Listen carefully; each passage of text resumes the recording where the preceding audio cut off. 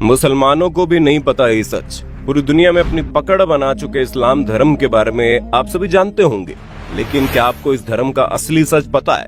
क्या आपको ये मालूम है इस्लाम धर्म में की जाने वाली चीजें आखिर क्यों होती है? क्यों इस्लाम धर्म में लोगों को जलाया नहीं जाता बल्कि दफनाया जाता है? क्यों इस्लाम धर्म के लोग अधिकतर मांस खाते हैं? आज की हमारी वीडियो में आपके सभी सवालों के जवाब मौजूद है, जहां हम आपको इस्लाम धर्म की उस सच्चाई से रूबरू करवाने वाले हैं जिसे जानकर आपके होश उड़ जाएंगे। यहाँ तक कि बहुत से मुसलमान भी इसके पीछे का सच नहीं जानते होंगे। दोस्तों, हम अपनी वीडियो में जो भी बताएंगे वो सारी बातें तर्कपूर्ण होंगी, इसलिए कुछ भी कहने या सोचने से पहले वीडियो को पूरा देखना जरूर। दोस्तों, इस्लाम धर्म का सच जानने के लिए सबसे पहले आपको रामायण के बारे में पता होना चाहिए कि रामायण में सभी राक्षसों का वध किया गया था, लेकिन सिर्फ शूर्पणखा का वध नहीं किया गया था। उसके नाक और कान काटकर उसे छोड़ दिया गया था, जिसके बाद शूर्पणखा अपना चेहरा कपड़े से छुपाकर रहती है। रावण की मृत्यु के बाद शूर्पणखा अपने पति के साथ शुक्राचार्य के पास गई और जंगल में उन्हीं के आश्रम में रहने लगी। राक्षसों का वंश खत्म ना हो, इसीलिए शुक्राचार्य ने शिव जी की आराधना की और शिव जी प्रकट हुए। शिव जी ने अपना स्वरूप शिवलिंग शुक्राचार्य को देकर कहा कि जिस दिन कोई हिंदू इस शिवलिंग पर गंगा जल चढ़ा देगा, उस दिन राक्षसों का नाश हो जाएगा। तब तक के लिए जो राक्षसों का वंश है वो इसी तरह चलता रहेगा। अब शुक्राचार्य चाहते थे कि कोई भी उस शिवलिंग तक ना पहुंचे और राक्षसों का वंश कभी खत्म ना हो, इसलिए शुक्राचार्य ने डर की वजह से शिवलिंग को हिंदुओं से दूर रेगिस्तान में स्थापित कर दिया, जो आज अरब के मक्का मदीना में स्थित है। और इसलिए लोगों द्वारा कहा जाता है कि मक्का मदीना में एक शिवलिंग है जिस पर गंगा जल चढ़ाने पर पृथ्वी की पूरी कायापलट हो जाएगी। हालांकि सालों से कई सारे एक्सपर्ट इस बात से इनकार भी करते हैं, लेकिन अगर पौराणिक कथाओं की माने तो ये वही शिवलिंग है जिसे शुक्राचार्य ने हिंदुओं से बचाए रखने के लिए रेगिस्तान में छुपाया था। और इसी वजह से कोई भी हिंदू मक्का मदीना के अंदर प्रवेश नहीं कर सकता, क्योंकि अगर किसी हिंदू ने अंदर मौजूद शिवलिंग पर गंगा जल डाल दिया तो शूर्पणखा के वंशजों का विनाश हो जाएगा। शूर्पणखा जो आज उस समय अपना चेहरा ढककर रखती थी, वो परंपरा उसके वंशजों ने पूरी तरह निभाई। आज भी इस्लाम धर्म को मानने वाली औरतें अपना चेहरा ढक कर रखती हैं, और ये सुनकर आपको धक्का जरूर लगेगा, लेकिन शूर्पणखा के वंशज आज मुसलमान कहलाते हैं, क्योंकि शुक्राचार्य ने उन्हें वरदान दिया। इस वजह से विशेष तौर पर मुसलमान शुक्रवार को महत्व देते हैं।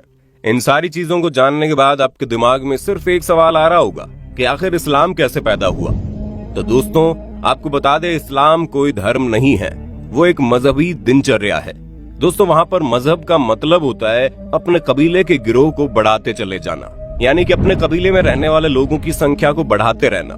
दोस्तों, ये तो हम सभी जानते हैं कि इस्लाम धर्म की स्थापना करने वाले मोहम्मद अरब के वासी थे, और अरब के देशों में सिर्फ और सिर्फ रेगिस्तान पाए जाते हैं। वहाँ जंगल तो छोड़िए, हरियाली भी नहीं होती, लेकिन वहाँ पर मुश्किल से इक्का दुक्का ही पेड़ पौधे नजर आते हैं। और इसी वजह से वहाँ पर लोगों के मरने के बाद उन्हें जलाने के लिए लकड़ियां न होने के कारण मृत शरीर को जमीन में दफना दिया जाता है। अब रेगिस्तान में हरियाली तो है नहीं, इसी वजह से वहाँ पर हरा चटक रंग देखकर इंसान जला जाता है, जो कि सूचक का काम करता है। इसी वजह से इस्लाम धर्म में हरे रंग को इतनी ज्यादा महत्वता दी जाती है। अरब देशों में पड़ने वाली गर्मी किसी की भी हालत खराब कर सकती है। वहाँ के लोग तेज धूप में रेगिस्तान में सफर करते थे, और इसी वजह से वहाँ पर लोग अपने सिर को ढकने के लिए टोपी पहनने लगे, ताकि धूप की गर्मी से वो लोग बीमार ना पड़े। और ये प्रथा आज भी चली आ रही है, जहाँ पर अरब के देशों में देखेंगे कैसे लोग अपने सिर पर कपड़ा बांध कर रखते हैं, ताकि धूप की गर्मी उन्हें नुकसान ना पहुँचा पाए। अरब के देशों में पानी की बहुत ही ज्यादा कमी देखने को मिलती थी। ऐसे में लिंग यानी मूत्र मार्ग को साफ करने में पानी खराब न हो, इसलिए वहाँ के लोग यानी कि इस मजहब के लोग अपना खतना करने लगे। दोस्तों, खतना जो प्राइवेट पार्ट होता है उसका आगे वाला हिस्सा काट दिया जाता है, और ये चीज अभी तक चलती आ रही है। सब लोग एक ही कबीले में खाना बदोश होते थे, इसलिए आपस में भाई बहन की निकाह कर देते थे। उन्हें शादी करने के लिए कहीं दूर रिश्ता ढूंढने की जरूरत नहीं होती थी, पर हाँ, वो लोग शादी करने से पहले इस बात का जरूर ध्यान देते थे कि जिसके साथ वो शादी कर रहे हैं वो उसका सगा भाई या बहन ना हो। अगर कोई चाचा या मामा वगैरह का लड़का या लड़की है तो उसके साथ ये लोग आराम से शादी कर देते थे। बस शर्त ये होती थी कि जिस शख्स से इस्लाम धर्म में शादी होती थी उसका जन्म आपकी माँ की कोख से न हुआ हो। अब अगर बात की जाए खान पान की, ये तो आप जानते ही हैं कि अरब के देशों में रेगिस्तान के अलावा आपको और कुछ देखने को नहीं मिलेगा। वहाँ खेती बाड़ी करना या फिर फलों को उगाकर खाना असंभव था। इसी वजह से वहाँ के लोग जानवरों को मारकर अपना भोजन बनाते थे और वही परंपरा आज तक चली आ रही है। भले ही आज हर जगह गेहूं, चावल, फल फ्रूट पहुंच सकते हैं, लेकिन फिर भी इस्लाम धर्म के ज्यादातर लोग पुराने समय की तरह ही जानवरों को मारकर खाना पसंद करते हैं। हालांकि पहले के समय में लोगों को ये पता था कि किसी भी जीव को मारना अच्छी बात नहीं होती, इसलिए वो अपनी भूख मिटाने के लिए जिस किसी भी जानवर को मारते थे उसे कुर्बानी का नाम दे देते थे। और जब जानवर की कुर्बानी की जाती थी तो उस वक्त अल्लाह को याद कर लिया जाता था, ताकि जानवर की मौत का जो पाप है वो उनके सिर पर ना चढ़े। ये चीज धीरे धीरे बढ़ती गई और एक प्रथा में बदल गई, और अब तो इसे दुनिया भर में त्योहार की तरह मनाते हैं, जहाँ जानवरों की कुर्बानी करके लोग उसे खाते हैं। वैसे आज लोग इन सारी चीजों के बारे में नहीं सोचते और किसी भी जानवर को खाने में बिल्कुल भी संकोच नहीं करते।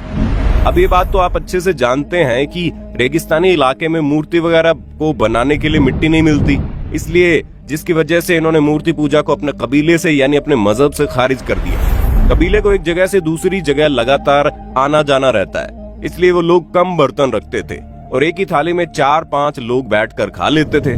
मुसलमानों के कबीलों की संख्या को अधिक से अधिक बढ़ाया जा सके, इसलिए कबीले में एक आदमी को 4 शादियां करने की इजाजत थी। अब अगर इन सारी बातों पर गौर किया जाए तो इससे ये चीज साफ होती है कि इस्लाम कोई धर्म नहीं है बल्कि कबीला है, जिसे सिर्फ जनसंख्या को बढ़ाने के लिए बनाया गया है। और इसके जो नियम है वो उनके सिद्धांत नहीं बल्कि इनकी दिनचर्या है।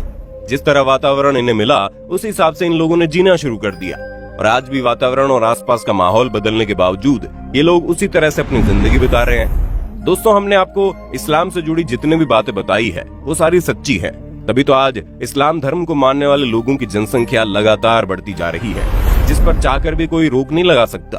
और जिस हिसाब से मुसलमानों की संख्या बढ़ती जा रही है उसे देखते हुए ये कहना गलत नहीं है कि आने वाले कुछ ही सालों में दुनिया में सबसे ज्यादा मुसलमानों की आबादी देखने को मिलेगी।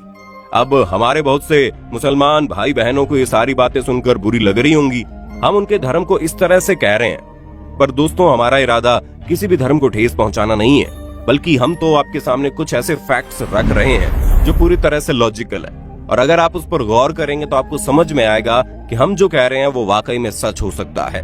और इन सब की सबसे ज्यादा हैरान करने वाली बात यह है कि इस्लाम धर्म को मानने वाले लोग खुद भी ये नहीं जानते हैं कि वो इस तरह की सोच क्यों रखते हैं, और क्यों इस्लाम धर्म को मानने वाले अधिकतर लोग दूसरे धर्म को कम समझते हैं।